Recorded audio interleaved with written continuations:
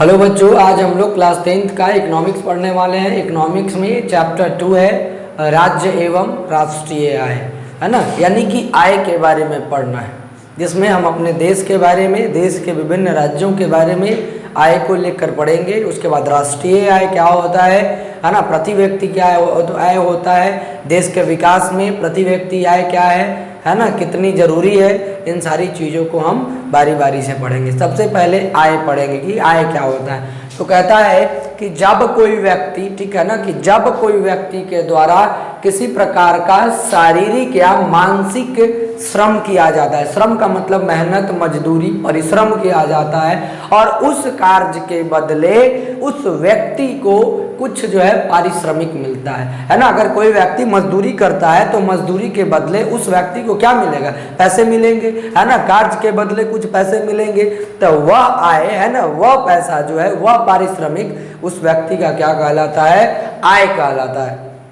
कहने का मतलब यानी कि कोई भी कार्य हम करते हैं और कार्य के बदले में हमें जो पारिश्रमिक मिलता है, यानी वह पारिश्रमिक हमारे लिए क्या हो गया, हमारा आय हो गया। मान लीजिए हम शिक्षक है, हम पढ़ाते हैं, तो बच्चों से पढ़ाने के बदले में हम क्या लेते हैं, फी लेते हैं, तो वो फी क्या हो गया, हमारे लिए आय के समान हो गया, या वो हमारा आय हो गया।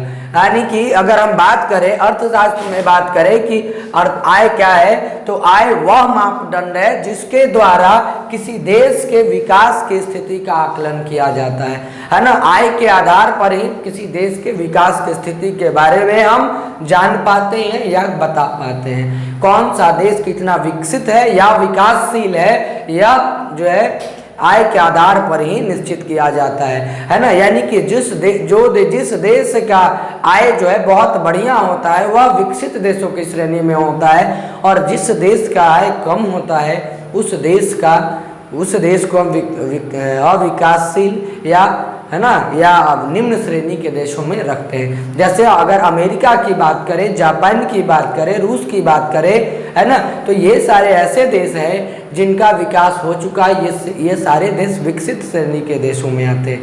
लेकिन अगर हम अपने देश भारत की बात करें, तो भारत में अभी तक भारत देश का पूर्णतः विकास संभव नहीं हो पाया है, इसलिए इसे जो है विकासशील देशों की श्रेणी में रखा गया है। ठीक है, अब हम बात करेंगे, है ना, आय के आधार पर देश अथवा राज्य को विकसित अथवा विकासशील की श्रेणी में रखा जाता है। भारत देश की बात करते हैं तो भारत देश में भी कुछ ऐसे राज्य हैं जिन्हें जो है विकसित राज्यों की श्रेणी में रखा गया है, और कुछ ऐसे भी राज्य हैं जिन्हें जो है अविकसित या विकासशील कह सकते हैं, या निम्न श्रेणी के राज्यों में रखा गया है। जैसे हरियाणा, गोवा, दिल्ली, है ना, ये ऐसे राज्य हैं, या मुंबई भी कह सकते हैं, ये विकसित राज्य है। इस देश में इस राज्य में रहने वाले लोगों की आय जो है अच्छी है, इसलिए यह राज्य जो है विकसित राज्य कहलाता है। अब बात करते हैं बिहार, उड़ीसा, मध्य प्रदेश, है ना, ये सारे ऐसे राज्य हैं जिनकी आय जो है ना, इन रहने वाले लोगों की आय जो है बहुत कम है, इसीलिए जो ये विकासशील राज्य हैं या निम्न श्रेणी के राज्य हैं। अब हम बात करेंगे बिहार की आय, है ना। अगर हम बात करें तो बिहार की आय जो है बहुत कम है।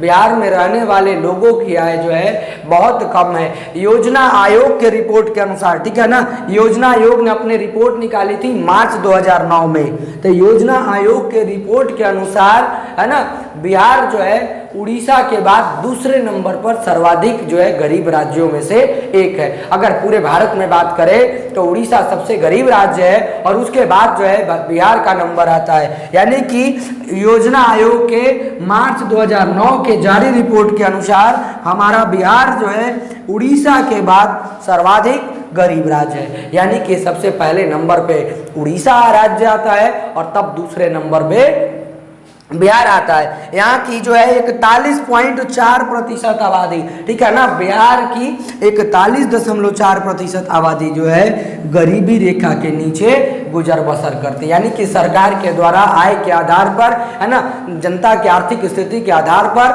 है ना, गरीबी रेखा का निर्धारण किया गया था, है ना। उस आकलन के आधार पर 41% लोग जो है, 41.4% जो है गरीबी रेखा के नीचे, यानी कि बीपीएल इसको कहते हैं, गरीबी गरीबी रेखा के नीचे को बीपीएल भी कहते हैं। बीपीएल का मतलब होता है बिलो पॉवर्टी लेवल, है ना, यानी कि बिलो पॉवर्टी लाइन, यानी कि गरीबी रेखा के नीचे बिहार में 41.4% लोग जो है गुजर बसर करते हैं, है ना। अब हम देखते हैं कि रैग्नर नॉक्स जो बहुत बड़े अर्थशास्त्री थे, उन्होंने क्या कहा है गरीबी को लेकर। उन्होंने कहा था कि गरीबी गरीबी को ही जन्म देती है ना। इसका मतलब क्या है, इसका अर्थ क्या, हम लोग इसको पहले समझ लेते हैं। गरीबी गरीबी को जन्म देती है, इसका मतलब यह है कि गरीब इसलिए गरीब है, हाँ, क्योंकि उसकी आय जो है बहुत कम होती है, और उसकी आय बहुत कम होती है, इस कारण जो है वो बेहतर शिक्षा नहीं पाता, शिक्षा का अभाव हो जाता है, और शिक्षा के अभाव में अज्ञानता बस जो है वह अपनी संख्या जो है बढ़ाते चला जाता है, यानी कि उनमें बच्चों का जन्म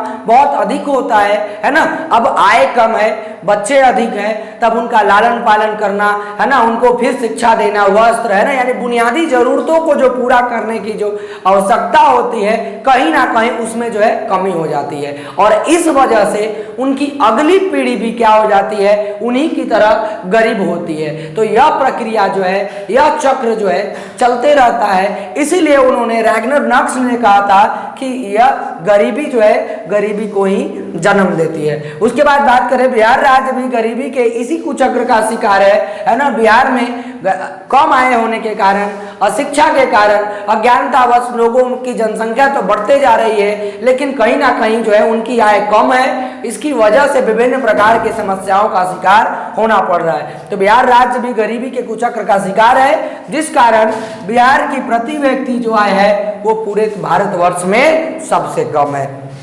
अब बात करते हैं निदेशालय के ताजा आंकड़ों के अनुसार, यानी निदेशालय जो ये प्रति व्यक्ति आय निकालती है ना, इन रिपोर्टों को आकलन करती है, उन आंकड़ों के अनुसार जो है भारत में की अगर प्रति व्यक्ति आय देखा जाए तो 25,494 रुपए थी, है ना, 25,494 रुपए। ये आंकड़े जो है 2008-9 का है, ठीक है ना, 2008-9 के आंकड़े हैं। उसके बाद जबकि बिहार में प्रति व्यक्ति आय, जबकि भारत में कितना 25,494 रुपए, लेकिन बिहार में कितना है 6,610 रुपए मात्र।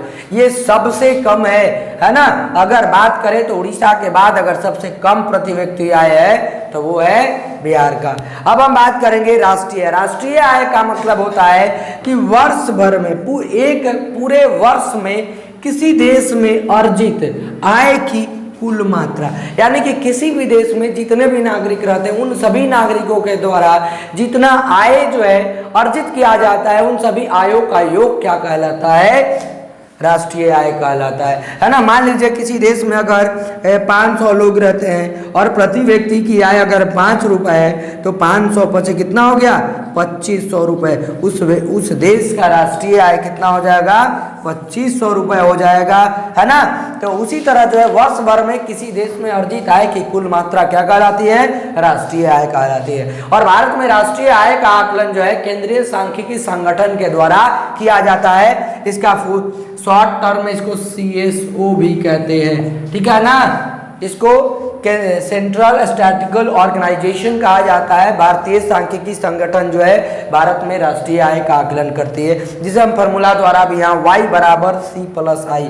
Y का मतलब राष्ट्रीय आय, नेशनल इनकम हो गया, C का मतलब हो गया कंजम्पशन एक्सपेंडिचर यानी कि उपभोग व्यय, और I का मतलब विनियोग यानी कि इन्वेस्टमेंट, है ना। यानी कि राष्ट्रीय आय निकालना है तो उपभोग व्यय और विनियोग को क्या कर देते हैं, जोड़ देते हैं, तब हमारा देश का राष्ट्रीय आय आ जाता है।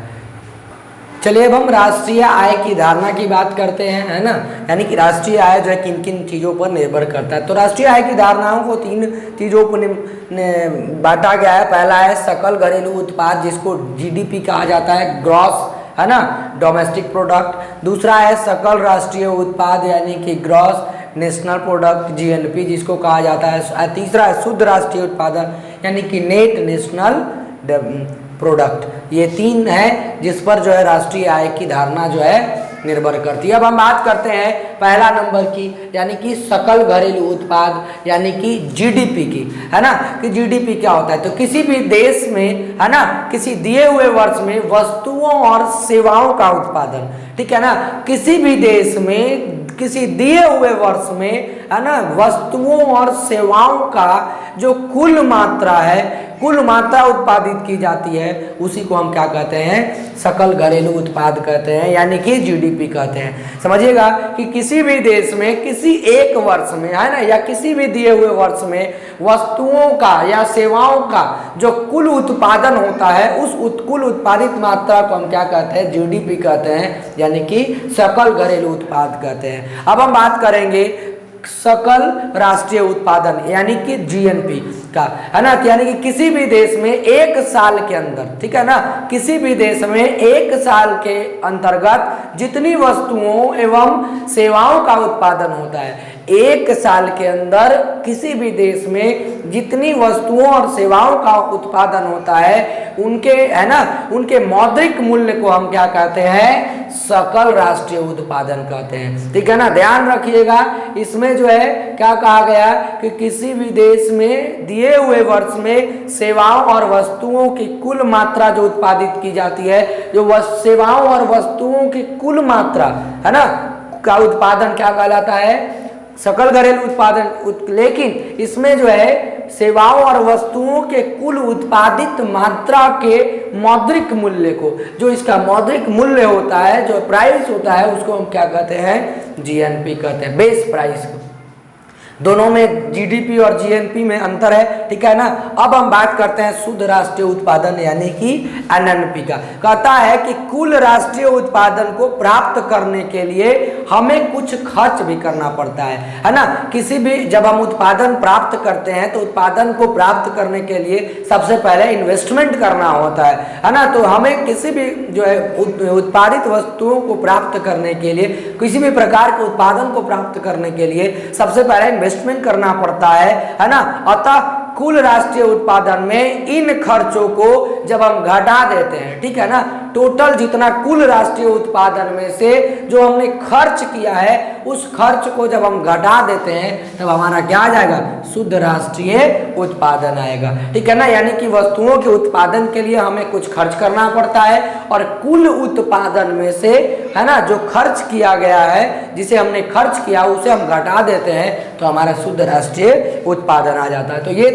थी राष्ट्रीय आय की धारणा है। अब हम बात करेंगे प्रति व्यक्ति आय यानी कि पर कैपिटा इनकम। कहता है कि किसी भी देश में, है ना, अगर प्रति व्यक्ति आय निकालना है ना, तो उस देश के राष्ट्रीय आय में अगर उस देश के कुल जनसंख्या से हम भाग दे देते हैं तब हमारा क्या आ जाता है, प्रति व्यक्ति आय आ जाता है। मान लीजिए कि भारत का राष्ट्रीय आय जो है अगर 5,000 रुपए है और इस देश में जो है 500 लोग रहते हैं, तो डिवाइड देंगे तो कितना, 10 आ रहा है, यानी कि पर कैपिटा इनकम कितना होगा, 10 रुपए होगा। कितना होगा, यानी कि भारत में रह रहे प्रत्येक व्यक्ति का जो इनकम होगा वो 10 रुपए के बराबर होगा। ठीक है ना, तो इसीलिए हमने फॉर्मूला के माध्यम से लिखा है ताकि आपको आसानी से समझ में आए। प्रति व्यक्ति आय बराबर क्या होता है कि राष्ट्रीय आय में जब देश की कुल जनसंख्या से भाग दे देते हैं तो प्रति व्यक्ति आय जो है निकल जाता है। अब यहाँ देखिए विश्व विकास रिपोर्ट यानी कि वर्ल्ड डेवलपमेंट, है ना,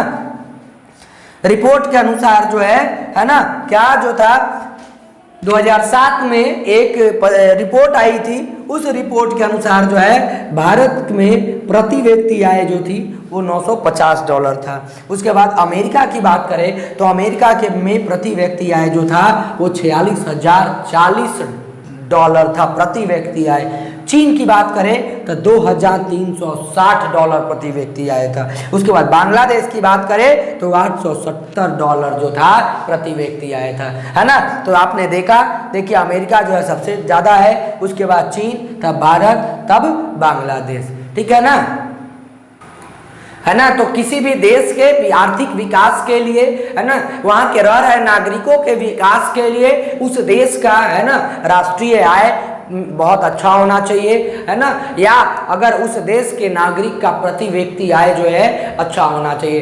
तब इससे क्या होगा कि उस देश में रह रहे लोगों का जीवन स्तर जो है ऊपर आएगा, उसमें सुधार होगा, है ना। हम ये जो गरीबी के जंजीर में जकड़े आ रहे हैं, सदियों से चली आ रही परंपरा है कि हम गरीबी में जकड़े हुए हैं, इस गरीबी के जंजीर को जो है तोड़कर फेंकना होगा। इसके लिए सब अधिक से अधिक उद्योग लगने की जरूरत है, क्योंकि बिहार बिहार में अगर देखा जाए जो प्रति व्यक्ति या बिहार का जो आय है बहुत कम है, तो इसका मुख्य कारण है बिहार में उद्योगों की कमी। तो बिहार में सरकार को है ना इस पर ध्यान देना चाहिए ताकि अधिक से अधिक उद्योग धंधे लगाए जाए, कल कारखाने खोले जाए, यहाँ रोजगार का सृजन किया जाए, क्योंकि रोजगार का सृजन जब तक नहीं होगा प्रति व्यक्ति आय या राष्ट्रीय आय में कोई भी सुधार संभव नहीं है। तो चलिए इस वीडियो में इतना ही, है ना। अगले वीडियो में एक नए चैप्टर के साथ मिलेंगे, तब तक के लिए धन्यवाद। जय हिंद।